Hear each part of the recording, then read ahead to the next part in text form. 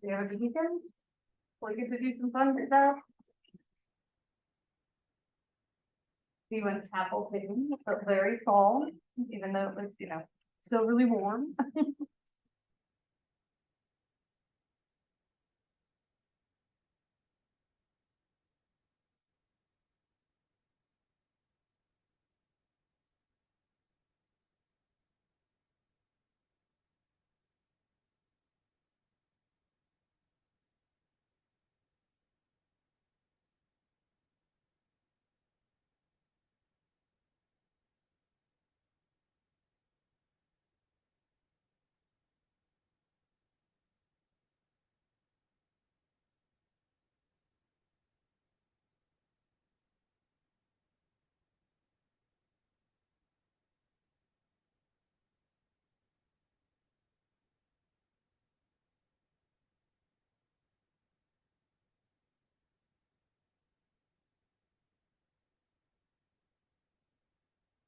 Ooh.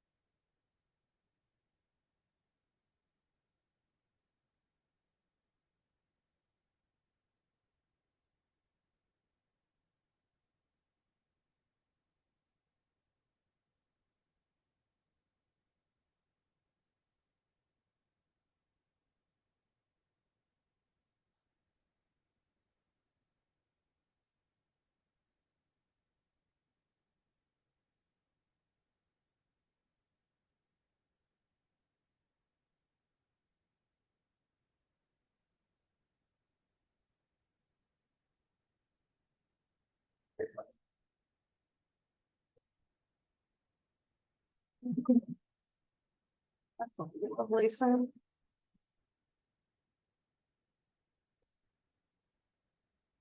There we go, that's probably a little better.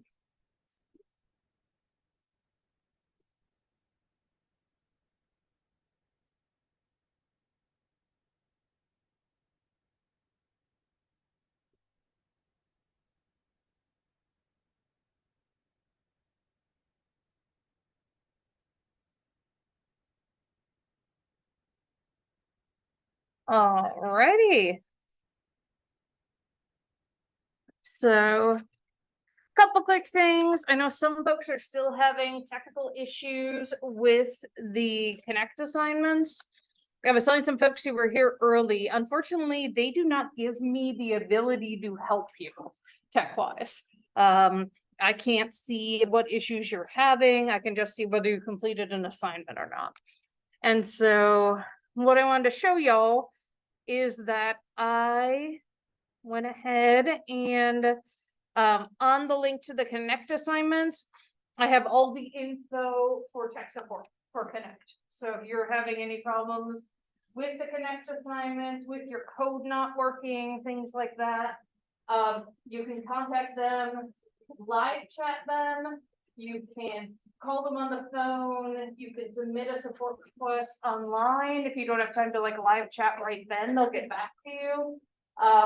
So again, unfortunately, I can't actually help because they don't give me that ability. So if you're struggling, go ahead and do that. The other thing is, if you were doing the 2-week trial, that'll probably be coming up pretty soon, so you do have to purchase it. And again, you can do that a couple different ways. One is through Textbook X or whatever they call it now. But if you're just taking this class this semester, your cheapest option, and I know it doesn't sound that cheap, fully acknowledged, but is the $97 one through Connect. That'll give you the ebook and access to all the assignments. It apparently was 120, and Dr. Martorell in our department got you guys a deal. So it's 97, which again, not that great of a deal, but it saving you $20, right? So you will have to purchase it to be able to interact with it for the rest of the semester. So just heads up on that.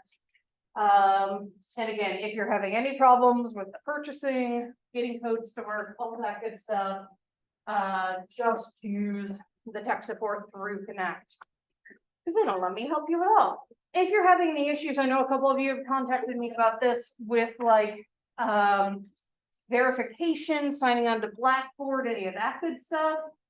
That's our tech support on campus. So you can go over to Clark, first floor Clark. If you walk into the left, that is the help desk. They are actually pretty quick and efficient at helping you with stuff. So they should be able to get you squared away pretty quickly. You can also call them or send them an email. It's just like help desk user or something like that. So yeah, keep working with those folks if you are having tech issues. All right, a couple things we're going to do today. I'll go ahead and take attendance.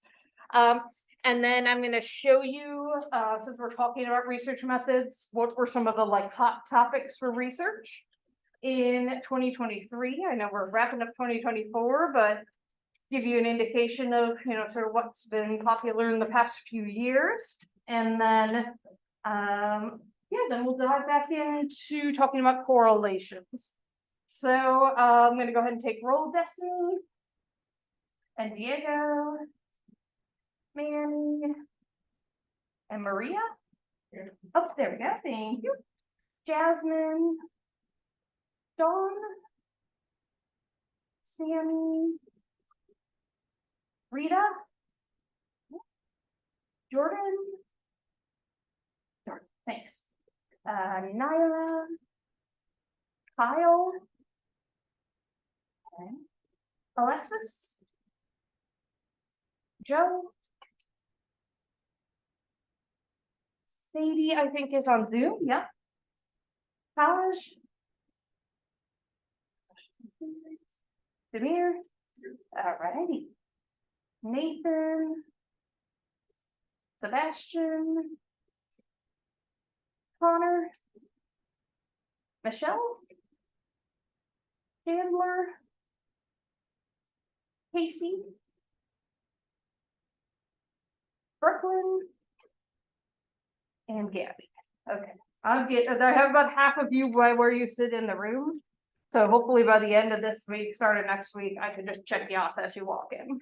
Thank you again for your patience. Has nothing to do with any of you and how memorable you are, and everything to do with just my memory for faces being lost. So, alrighty, so let's take a look at what's been popular in psychological research. This is where you tend to, so this was based off of the top 10 most read articles from the journals that the American Psychological Association runs. As you can see, it runs 89 different journals. So this is not comprehensive for all journals in psychology, but it gives you a pretty nice cross section. This is important not only because, you know, people are reading it, that's cool, but also oftentimes these popular topics are where you can get funding to do further research. So give you some of the examples here. So negative social comparison on social media and how that relates to suicidal ideation. Okay, so thinking about maybe risk prevention, it's something that we're always doing with psychology. Self-compassion and women's experience of social media content portraying body positivity and appearance ideals. This is a kind of a cool thing within my subfield that a lot of people are starting to look at now. is body positivity or just body neutrality, which is like, I kind of don't care how I look.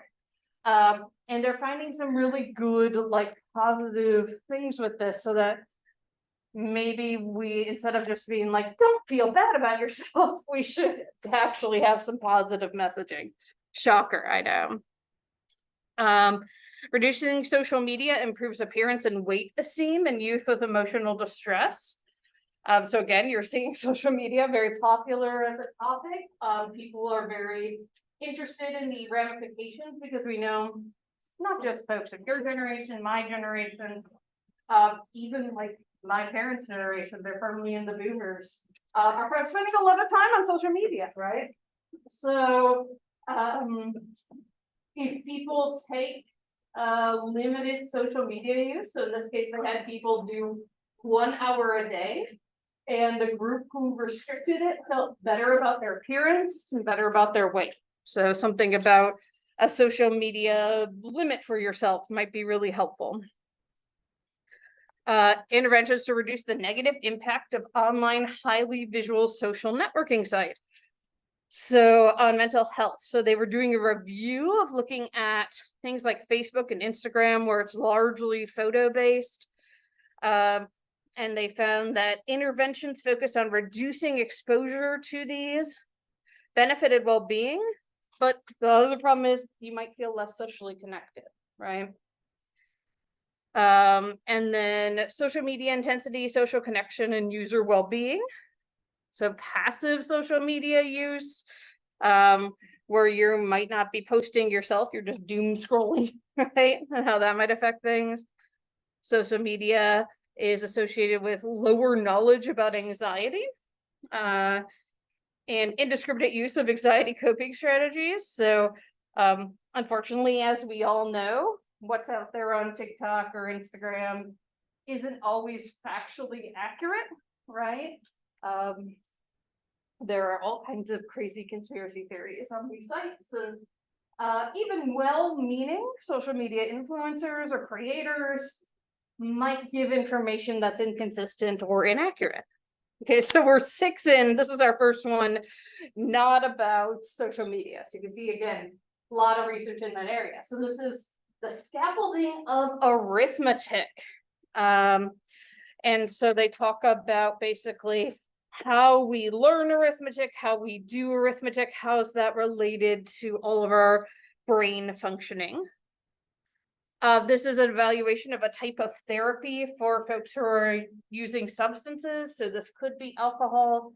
It could be what we sometimes call street drugs, like cocaine, things along those lines. Or it could be misuse of prescription drugs. That is unfortunately one of the biggest ones, right? Oxy, things along those lines. And so what they said is that this works, but only for so long. So it works like 6 months after treatment, but like maybe they'll need a refresher after that. Trying to figure out how to understand parenting. Let me tell you, as the 6-year-old, they didn't give me a manual when I took her home, right? It was just sort of like, you gotta figure most of it out on your own. And so are there things that help parents to know what to do? And what's helpful, what's harmful? And then seeking connection, autonomy, and emotional feedback. And this is looking at attention deficit hyperactivity disorder. So more and more folks are starting to be diagnosed as adults with ADHD. A lot of folks were missed as kids, particularly if they have what's called the inattentive type of ADHD. This means you're more likely to zone out rather than like get up and run around the room as a kid. So it's less distracting, so they're often missed. It's also more and more we're realizing that ADHD really is a type of neurodivergence. And so we need to be studying it and studying how people with this disorder see the world, interact with the world, including interacting with other people. So again, just a little cross section of like what is popular right now, what are people caring about, reading about in the research that's published.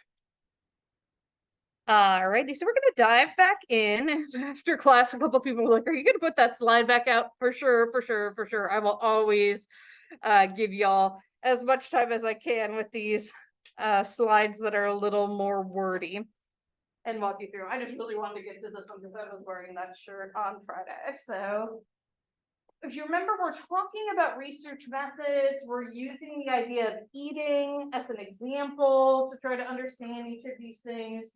We talked about case studies where you just talk to one person on Friday. So now we're going to start to get into the stuff where you're talking to a bunch of people. And there's several different techniques we use for that. And one of the most commonly used is the correlational method. And this allows you to see the relationship between two variables or among more than two variables. So sometimes this will include a whole bunch of variables being examined all at once. Sometimes you're really just interested in two. And we're going to start by using examples of just two variables because I think that's clearer when you first start learning about this.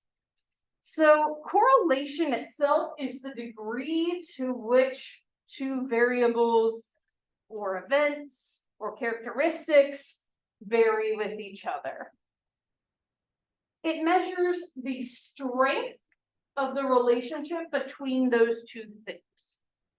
So the strength of the relationship. As it says here, the variables are assessed as they exist in nature. You're not manipulating anything. You're not telling people how to answer. Oftentimes in the correlational method, we're giving people questionnaires to fill out. Traditionally, we do this with pencil and paper. Now more and more, you're going to see these on something like Qualtrics, SurveyMonkey, Google Forms, right? And you can complete them from anywhere. So there's no experimental manipulation. You're just asking people, essentially, tell me about yourself, but through questionnaires. A good example of a correlational study would be having people fill out a questionnaire about stress, and then a different questionnaire about depression, and then examining how those things relate. In this case, you're not making people stressed. We can do that experimentally. So one of the ways we could do that is give people math problems to solve and not tell them they're unsolvable. We debrief them after we tell them, you're not dumb, you just couldn't actually solve these, right? Or we're not making people feel depressed. We can't quite make people feel clinically depressed, but we can make people feel sad. And people do that by having people watch sad scenes from movies or listen to sad music. And then always at the end, you would, unsad is not a word, but essentially reverse what you did. Those you would do in an experiment. In a correlation, you're just measuring how depressed are you, how stressed are you. The most important thing to know about correlation is correlation does not imply causation, which again was the shirt I was wearing on Friday. And essentially what this means is that if we find there is a correlation, if we find there is a relationship between two variables, we can't then say one causes the other. Because we're not doing anything to see if they cause each other, we're just giving them a couple questionnaires, right? So let's say we take our stress and depression example. So if someone has a high level of stress and also a high level of depression, you cannot conclude that they are depressed because they're stressed. There's a whole bunch of other possibilities. It could easily be that they're stressed because they're depressed. So for example, we know that people with depression, some of the symptoms of that are not feeling like getting out of bed, not feeling like doing things. So if you're a student and you're depressed, right, you might get stressed out because you're not getting your homework done. Or it could be a third thing. Maybe someone very close to them just passed away, so they're very sad about that. But then they're also stressed because they're the ones who have to make all the arrangements for the funeral, right? So by knowing there's a correlation, it doesn't tell us anything about what's causing what. It just tells us this relationship exists between the two variables. This is the most common thing the media gets wrong when it's reporting on studies. And they don't even have to just be psychological studies. You'll see the media say things like, recent studies show that eating chocolate prolongs your life by 7 years, right? And that's usually from like a correlational study where they've asked people, how much chocolate do you eat, right? And then they look at them and say, how long are they living? And that doesn't tell us anything, right? There's a whole bunch of other things going on in those people's lives that could be contributing to it. But the media loves to say like, this causes this, and unfortunately misinterpret. This is one of the main reasons why one of the classes we require for the psych major is Psych 202, which is scientific literacy in psychology. It basically, like, let's say you're never gonna go and do research yourself. This teaches you to be like a critical thinker. And our hope is that, let's say you do end up in a like reporter setting or a business setting, you can be that person down the road that's like, no, this correlational study does not mean that this causes this. So you can be informed consumers. The way that we determine how strong a correlation is by the magnitude of the correlation. So correlations can range from +1 to -1, and the positive and -1 are equally strong. 0 is the weakest correlation. And you might be telling me, like right now, you might be thinking like, Dr. Myers, that's not how math works, right? It's not how typical math works. But essentially, what the sign of the number tells us is not how strong that relationship is, just the directionality. So a positive correlation, like a +1, means that as one variable increases, so does the other, like our stress and depression. A negative correlation or a -1 means that as one variable goes up, the other one goes down. And I have some examples to show you this. So here's our positive correlation we were just talking about. This is looking at depression and stress. And as you can see, people who are scoring low on stress are scoring low on depression. People who are scoring high on stress are scoring high on depression. So this is a positive correlation.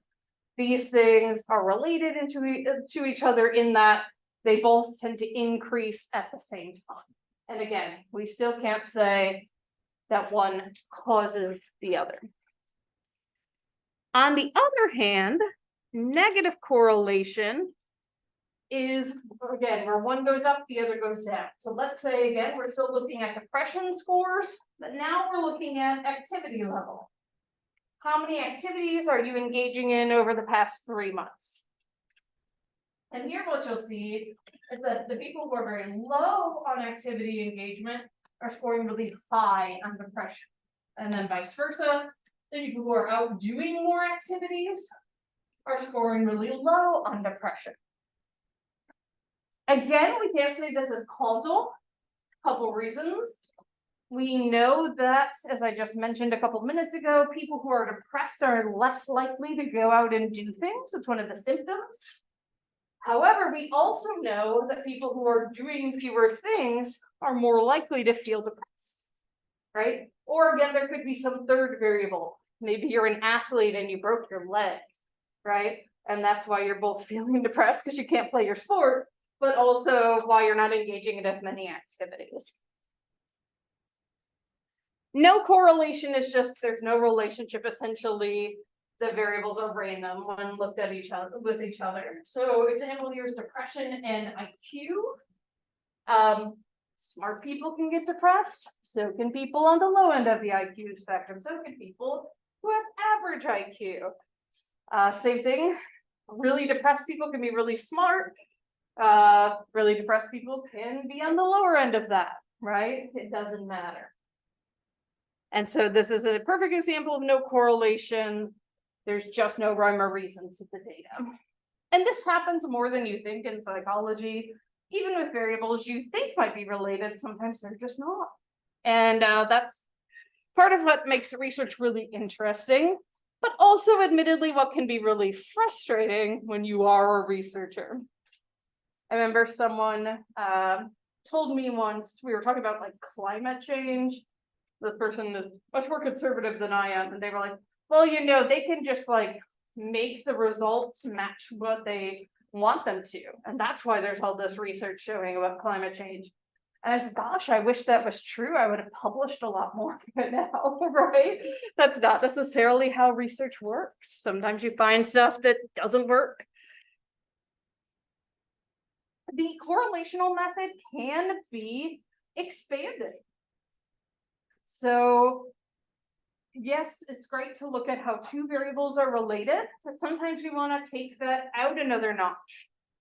So epidemiological studies use a correlational method to look at the incidence and prevalence of disorders in populations. So the incidence is the number of new cases that emerge at a given time. Typically, they'll talk about the incidence for like a year. Like, what is the incidence? What is the number of new cases over a year? When it's something like COVID, right, we were looking at the incidence per day, right? At the height, we had thousands of people being diagnosed with COVID every day, right? I think millions in some cases. And then prevalence is the total number of cases at any given time. And you're like, okay, well, we just talked about COVID, like, how is this related to psychology? Well, we can do this with psychological disorders as well. So this chart down here is the prevalence of depression at a given time for various age groups and genders. So the red bars are females, the blue bars are males. I guess they're kind of purpley up on the screen. And as you can see, kind of around high school age, depression goes up for both. And then unfortunately around y'all's age, it really skyrockets for women. And so part of what studies like this can show us is, okay, do we want to really start focusing prevention in on the people who it goes up for, right? Do we need to be prepared to have treatments specific to the population who tend to get depressed more at given time points? And so these can be really helpful, and they're just using a correlational method with a large amount of people. Longitudinal studies is another extension. A longitudinal study is you do correlations at different time points. So, for example, when I was in graduate school, we worked with a data set in my stats class that I believe they first started collecting data from kids around the age of 6, and they followed them all the way until they were 18. And so I think it was like every 2 years, they would contact them, have them, at first it was their parents filled out questionnaires. As they got older, they filled them out. Not only does you see the change in that relationship over time with those variables, but what's really cool is like you can start to predict forward. So that data set was looking at unintentional injury. And so, for example, if a kid was scoring high on ADHD at age 6, they were more likely to like have a lot of, I don't even want to say clumsiness, but like unintentional injuries to themselves at the next stage and the next stage. So the idea is that, okay, this is something we recognize. Maybe we need to start trying to like be proactive, so these kids aren't breaking bones and things like that because they're not paying attention. Other longitudinal studies in my field of study, when I look at eating disorders, they found that, let's say you get girls around age 9 or 10, and more we're finding this in people of all genders who are really high in body dissatisfaction. When you look at them again at age 11, there's a high correlation between body dissatisfaction 2 years before and disordered eating. Now, does that mean it's causal? No, right? We can't say it because it's still correlational, but we start to see these patterns over time in a different way than we could if we just looked at age 13, right? So these can be really helpful and really informative. So let's go back to our idea of thinking about someone who might binge eat quite a lot. And one of the common methods that we have people do to get a better indication of sort of how things are going for day to day is have them complete a food diary, where they'll record what they're eating, when they're eating it, so the types and the quantities of food that they consume. And then they also are asked questions about their mood and their eating. So for example, indicate the type of mood you were experiencing before you ate. And this could range from very negative to very positive. And oftentimes you just have them like write a number next to what they ate. Indicate whether this was a binge episode or not. So on the food diaries I used with clients, they would indicate this with a star on their food diary. Yeah, this was a binge in my mind, at least. And then if yes, rate the severity of the binge for you. So again, mild to severe, we just have them write it down. Now I'm saying write it down because when I was learning these techniques, it was the mid-2000s and we had people literally write them down. Nowadays, a lot of these types of things are done on apps on your phone, whether you're doing it for research or whether you're doing it for therapy. Just because it's easier for people, you don't have to worry about carrying around the papers with them. Also, like when you're doing something on your phone, no one has to know what you're doing, right? So that improves confidentiality, as opposed to if you're carrying around a paper and someone looks over your shoulder and they're like, oh, what are you writing down what you ate for, right? And so technology has been really helpful in these cases. The other beautiful thing about doing this for research is you don't have to hand enter all the data. It just downloads for you. It's beautiful. Saves you a lot of time and effort. So that, again, an example of how we might look at this. And then real quick, what we would do with this data is then we would correlate the mood rating with the severity of the binge rating and see, are those two things related? And spoiler alert, in previous research, it has been, maybe not surprisingly, given how we talked about negative mood with our case study relating to eating. Alrighty, so now we're going to start talking about the experimental method. This is defined by some folks as more rigorous in terms of a type of study. We'll talk as we go through this about sort of what are the pros and cons of this versus a correlation. The experiment does allow for determination of a causal relationship between two variables. And there's a couple of reasons for this that we're going to talk through. So an experiment involves random assignment of participants or subjects to experimental conditions, and we'll talk about what that means on the next slide. You are going to manipulate an independent variable, IV. It's called independent because your thought is it's independent of anything else you're measuring. This variable won't be affected by anything else going on in your study. So it's independent of the other things, the IV. And this is believed to be a causal variable. The idea is when you manipulate this, it's going to cause some change in your dependent variable, or DV. So this is assumed to be influenced or controlled by your independent variable. So it's dependent on the independent variable. That's why those names come out that way. And so the idea within an experiment is that you are trying to make as controlled an environment as possible, so that you're trying to look purely just at these variables, right? You're not going to have things like, you know, third variables influencing things. You're not going to have things like random things happening. Now, as we're going to talk about on the next slide, sometimes that's not the case, right? We can try and try and try to make our experiment as pure and beautiful and controlled as possible. But then there's also times where stuff gets in the way.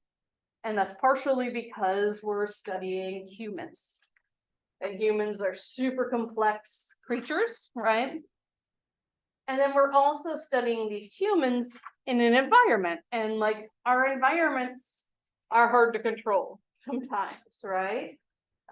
So we'll talk about all of this on the next slide. And I am going to switch the slide. I know some of you are still writing. As a reminder, these slides are all posted on Blackboard, so you can circle around later to fill in anything you might have missed. So one of the main things you try to control in an experiment are what are called confounding variables or nuisance variables. So researchers really try to eliminate all of these. These are variables other than the independent variable that may also be affecting the dependent variable. So again, even though we're going to try brilliantly to be as controlled as we can, other stuff comes up and that can mess with our results. Sometimes you'll hear the word skew, S-K-E-W, our results. So there's lots of features that we put into place in experiments to try to get rid of these nuisance variables.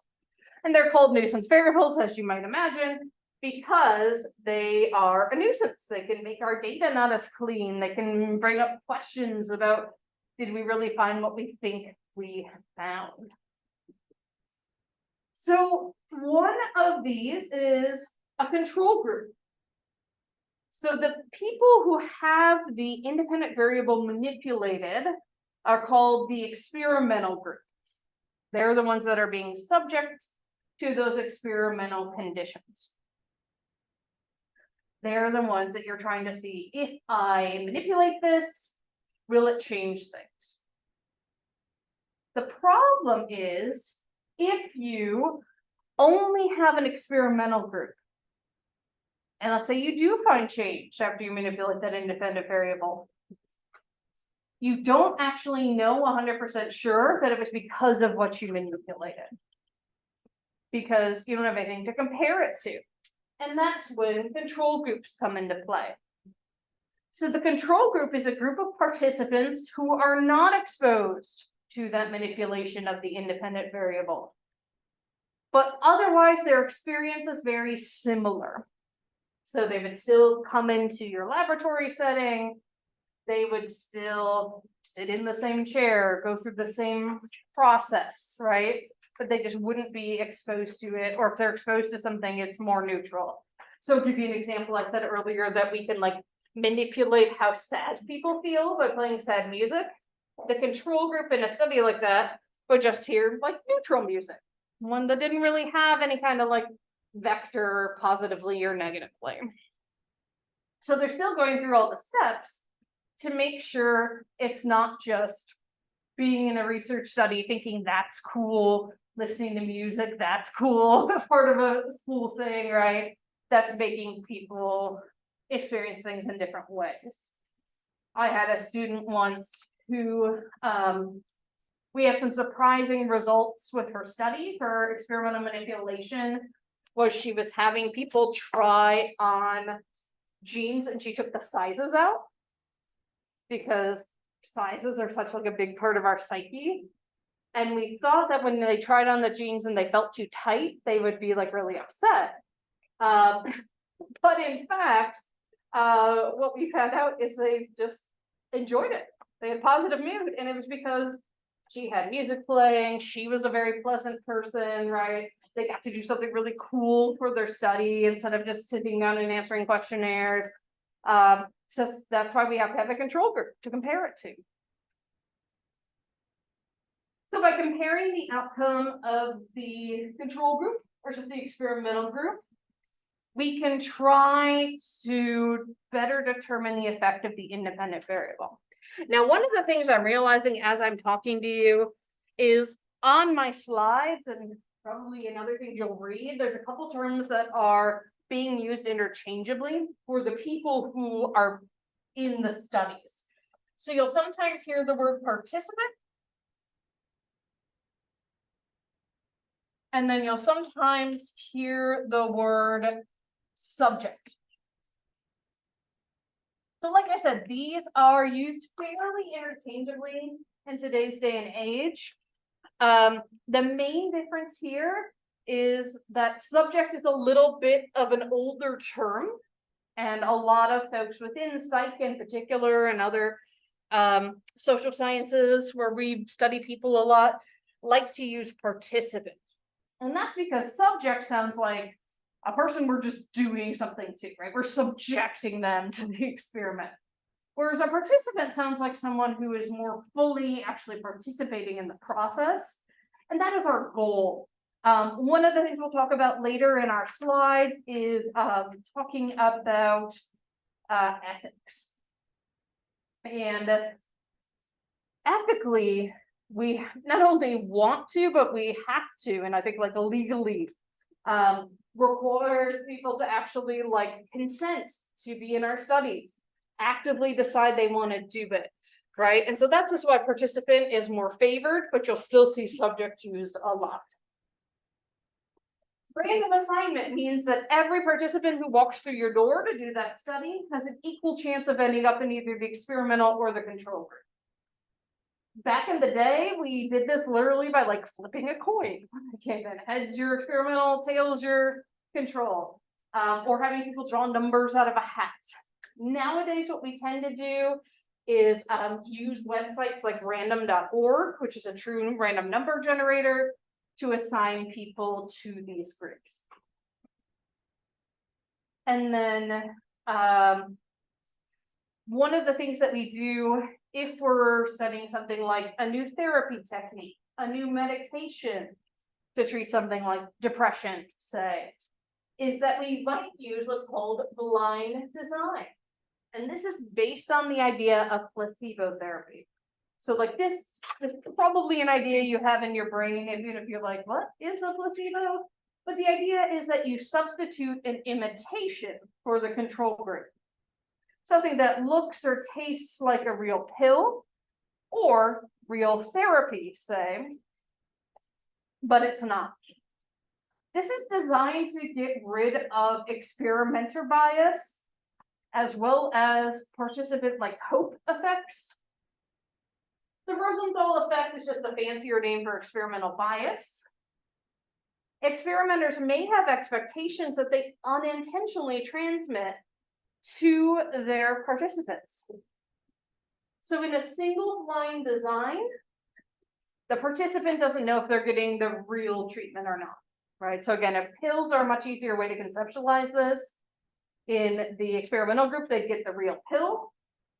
In the control group, they would get a placebo, often just a sugar pill that's made to look just like the actual pill. In therapy, this gets trickier, right? So what is a placebo for therapy? That's harder. Is it just sitting down and talking to somebody? We know that's essentially like humanistic therapy. So a lot of times what they'll do for therapy is like put people on a wait list and they get the therapy in like 8 weeks. A double-blind design would be neither the participant nor the researcher in the room with them know. There would still be someone behind the scenes who knew, right? We need to know for science who had what. But the actual person interacting with that participant, giving them the pills, would not know which one they're getting. I have experienced this, so I have participated in several vaccine trials. First for the COVID vaccine, also for we're trying to make an mRNA version of the flu vaccine. And I remember when I got the flu one, I've been getting a flu shot every year since 2000. That was the year I went to college. I got a flu shot for the first time. I have never been laid out for 3 days by a flu shot. And I was like, I went back for my like follow-up appointment and I was like, I am almost positive I got the mRNA one. And I told the person I was interacting with about it, and she was like, we don't know. Like the computer just gives us a random number. We pull that vial, that's the vaccine we give you. We actually don't know which one you got, right? But someone behind the scenes actually knew, right? So that's a double blind design, where you're trying not to transmit that information to the person. Then there's the triple blind design, and this would be a lot of times with psychological studies, we do some sort of observational component. So let's say you're trying a new type of therapy for kids with ADHD, or let's use medication again, just because it's easier, I think, to wrap our brains around. So you're trying a new stimulant treatment for kids with ADHD. Then you have them come in and like play together, and you have people who are raters actually sit there and like mark off certain behaviors that the kids did. In a triple blind design, those people who are rating the kids would also be blind as to whether those kids got the medication or the placebo. That being said, not everything is always perfect, even with these in place. One of my grad professors told us he worked with ADHD kids on a study like this when he was in grad school himself. And the kids would, it was one where like, it was in person. So like sometimes the kids would get the meds, sometimes they'd get the placebo. And he said the kids knew. They would come in and literally be like, it's a placebo day today. Right, so it's not perfect. And I should say, even with all these safeguards in place, sometimes stuff is not perfect. I have a colleague who teaches at Georgia State University. They were doing a multi-site study about learning and memory. They found out about halfway through the semester that one of their sites, there was construction directly outside the window of the room where they were conducting the study. Because this was about attention and memory and learning, right? They had to literally throw out all that data because they don't know if it's a true representation, right, of how those people did, because they have this confounding variable of the construction, which is probably really distracting, right? Back in the day at Town Center, above what is now Lululemon, there was a gym, and I would do yoga there. And when they started to build a building across the street, like we'd literally be in Shavasana, and they'd be like, boom, that's how good you are at meditating. That is going to snap you out of it, right? So yeah, all of these things can come in and be confounds and really influence things, as much as we try to make things as perfect as possible. This also is an argument for correlation in some ways, and some psychologists have argued correlation is better because you don't have to try to rule all this stuff out, right? And also some people will argue that experiments are essentially artificial, fake, because you're controlling all this stuff. So I would say currently in psychology as a whole, correlational and experimental methods are equally, I don't want to know if I want to say beloved, but respect. So if we're thinking about our food example, so maybe our independent variable here is food deprivation. So here is where we would have people, we're not going to starve them for weeks. We're going to say, hey, you're going to come into our research study at noon. Don't eat anything before you come in that day. Similar to if you have to go get like a fasting blood draw, right? This is not going to affect anyone's health negatively, but it is going to give us some really interesting data potentially. So then you would randomize people to say, all right, you know, these people, I'm going to tell them don't eat before you come in that day. And then my control group, I'm not going to give them any instructions. I'm going to just say, come in at this time. And then our dependent variable is going to be the amount of food consumed. So these are really cool studies where they actually have like bowls of snacks, and they will weigh them before the person gets there, have them available, and weigh them after the person leaves. And basically you're trying to see how much do the people eat, in particular, if they've been food deprived.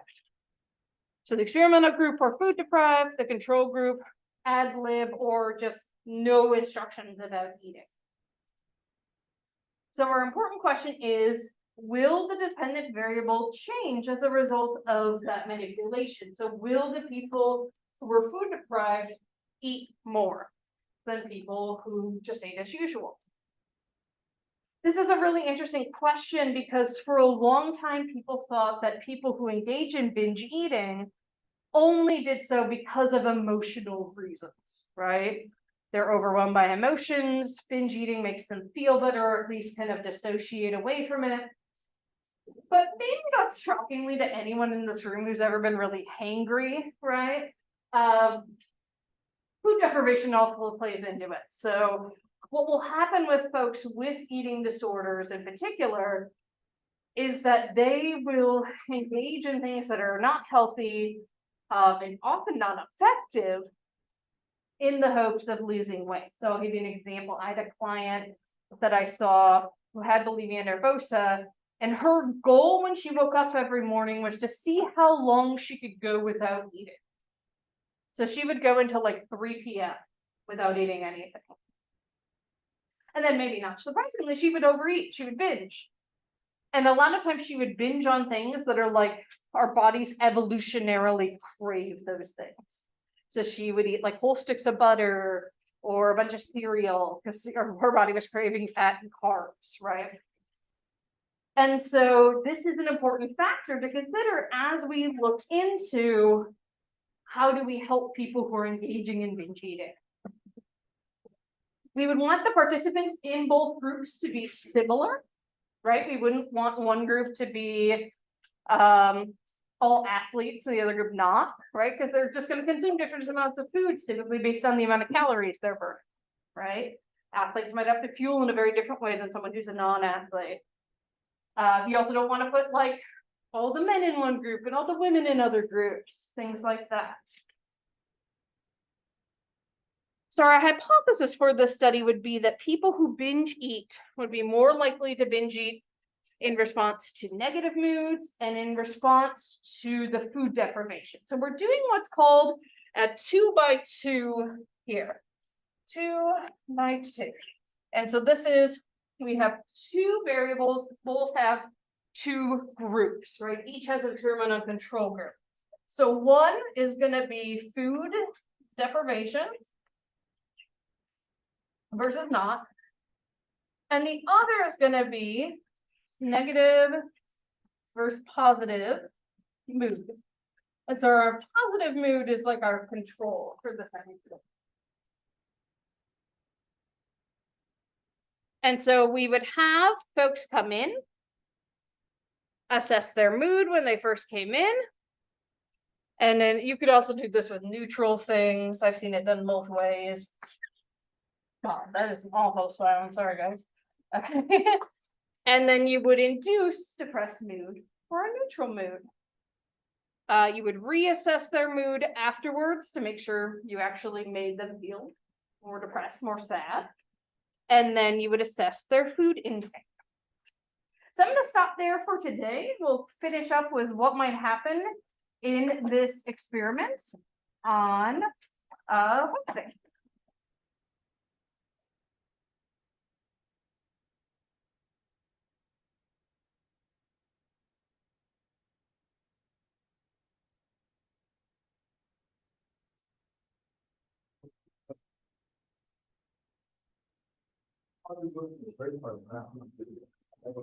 I'll let you know that. So, yeah, and those shouldn't take you very long. That would be like 10, 15 minutes. I just want to say about the 380 class, the different levels. Sure. Trying to understand. Yeah. All right. Give me just a sec. Anybody else have any questions? Alrighty. One of the assignments for tonight, I think we were on a small I was trying to like change it in settings that it like said to that, but It didn't work. I would try contacting tech support, see if they can help you. And then if that doesn't work, you might have to like do it on like on campus, which I know would be a not. like in the library. Yeah, exactly. Yeah, I've had that people do that before. All right, cool. Do you want to talk here? Do you want to go to my office? What's easier? Yeah, we could just chat here. All right, so what do you want to know? What can I tell you? Oh, hang on just a sec. Let me turn off the Zoom. I guess I know the experiment. Yep. And I know there's 3 levels, right? Yes.